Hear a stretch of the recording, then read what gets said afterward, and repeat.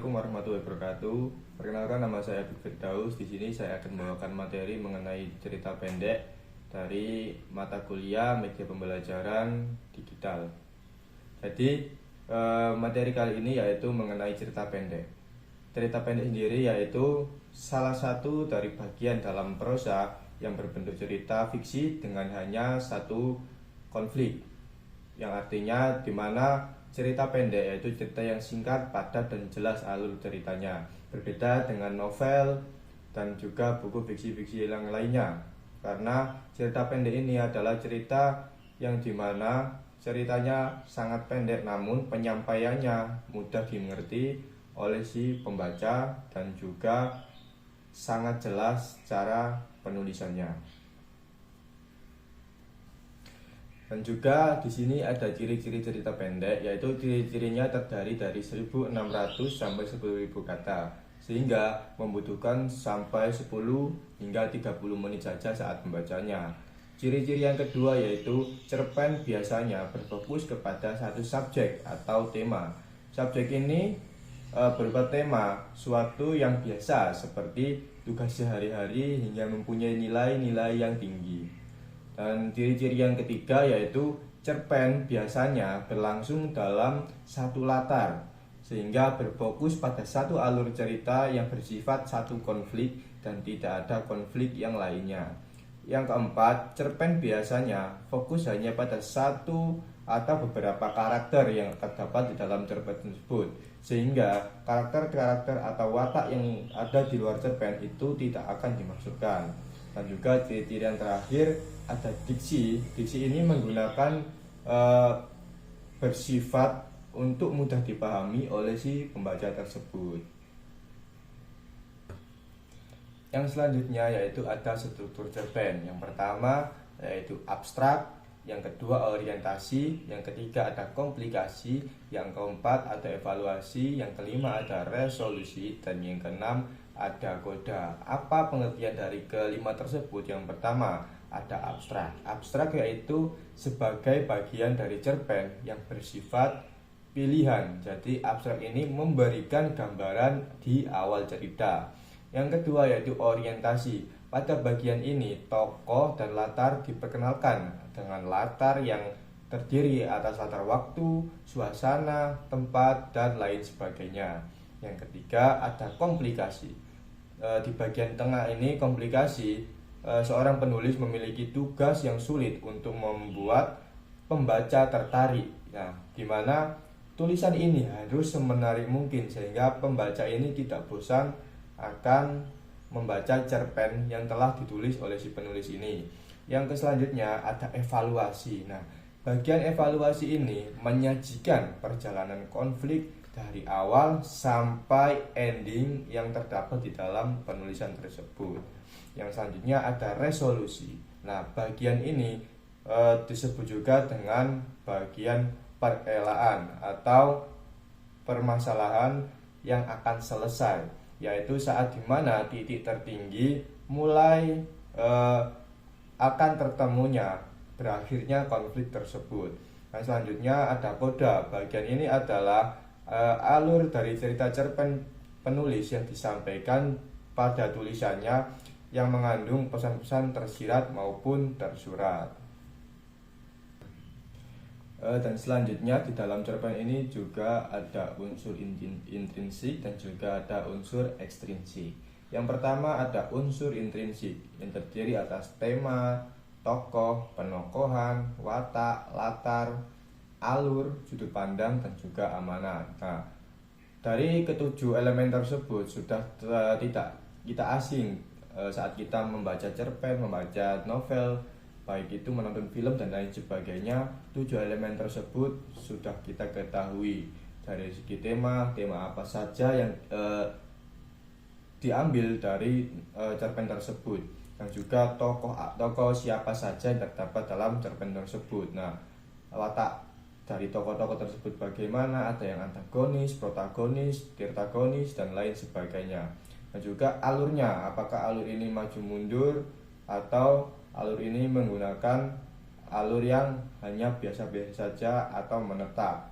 Dan endingnya itu tidak bisa kita baca ataupun kita bisa membaca endingnya sad ending maupun happy ending.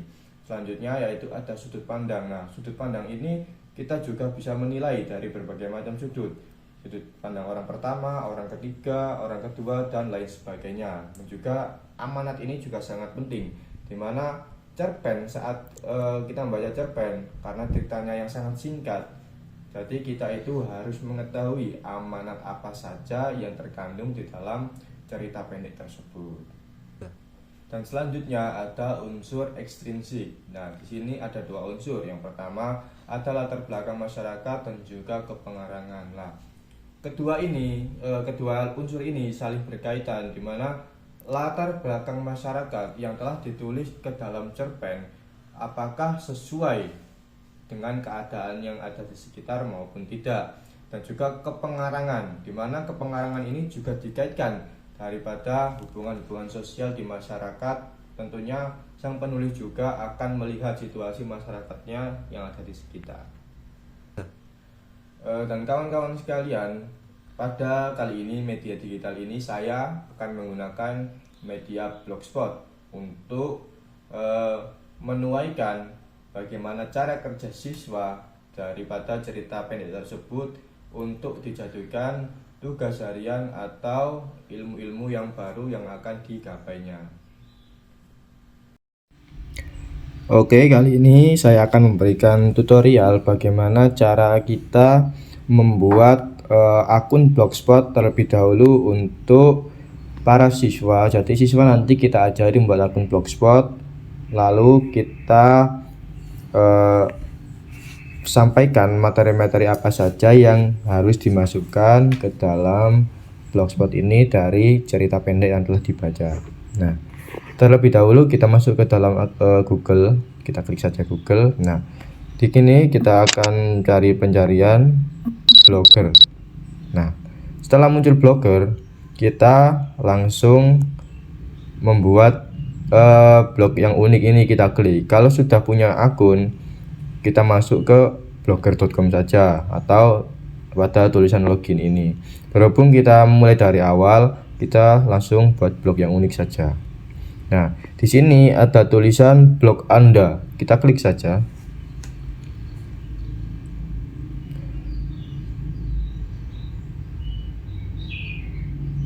Setelah masuk ke dalam blog ini, nah nanti otomatis akan muncul akun-akun yang akan kita gunakan. Nah, di sini kita akan menggunakan akun yang atas. Kita klik saja akunnya. Nah, nanti otomatis akan masuk ke sini. Nah, jikalau ini kita membuat dari awal, kita bisa mengatur di setelan. Nah, di sini banyak setelan-setelan yang akan kita atur dan juga bisa kita pergunakan.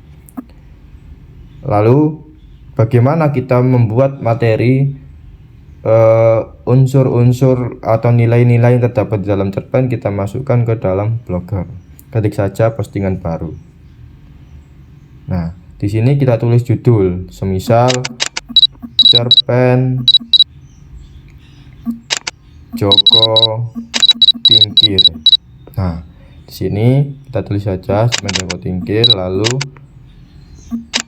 kita kasih underscore, nama Apik Firdaus. Nah, lalu di sini kita masukkan nilai yang terkandung dalam teks cerpen Joko Tingkir. Nah, nanti siswa akan menulisnya di sini. Yang pertama, semisalnya ada nilai pendidikan. Lalu yang kedua, nilai agama. Dan yang ketiga, nilai sosial dan seterusnya. Nah, tidak hanya itu, nanti siswa akan menjelaskan nilai pendidikan itu seperti apa, bagaimana, dan juga kutipan-kutipannya seperti apa. Lalu setelah selesai, kita kirim saja ke ada tanda pesawat ini, kita klik orange. Publikasikan postingan, konfirmasi saja. Nanti otomatis postingan ini akan muncul. Nah, nanti Di sini kita bisa mengecek blogspot yang telah dibuat oleh siswa. Nah, di sini kita juga bisa membuat tema. Nah, misal di sini ada tema gelap. Di sini ada tema gelap, kita kasih terapkan, nanti otomatis akan diterapkan. Itu caranya untuk membuat blogspot. Sekian dari saya. Assalamualaikum warahmatullahi wabarakatuh.